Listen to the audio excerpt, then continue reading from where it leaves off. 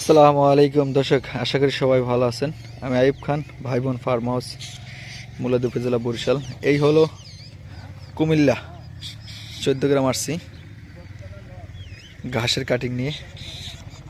তো ঘাস চাষ কীভাবে করে এটা দেখানোর জন্য আসছি। আপনারা যারা পানির জমিতে ঘাস চাষ করবেন, অবশ্যই জমি দুইটা চাষ দিবেন।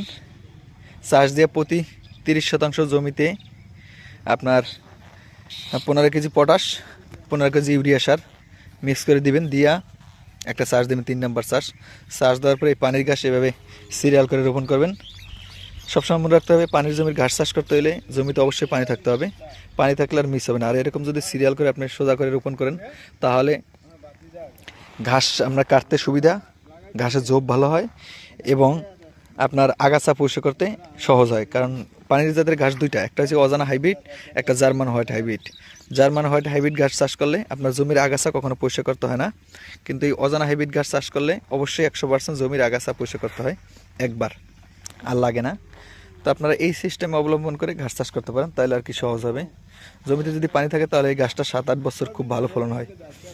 আর জার্মান হোয়াইট হাইব্রিডটা একবার চাষ করলে আজীবন হয়। এখানে মোট 150% জমিতে ঘাস চাষ করবে, পাই টু পাই। এই একটা প্লট আছে, সামনে একটা আছে, ওই মাছের ঘেরের ওই সাইডে আছে। এরপর ওই খামারটা, এটা খামারের ওই সাইডেও আছে। সেই বরিশাল থেকে আসছে এই নোয়াখালীতে না, কুমিল্লা, ঘাস চাষ দেখানোর জন্য। তো আপনারা এই ধরনের পদ্ধতি অবলম্বন করে ঘাস চাষ করতে পারেন, আশা করি উপকৃত হবেন ইনশাল্লাহ।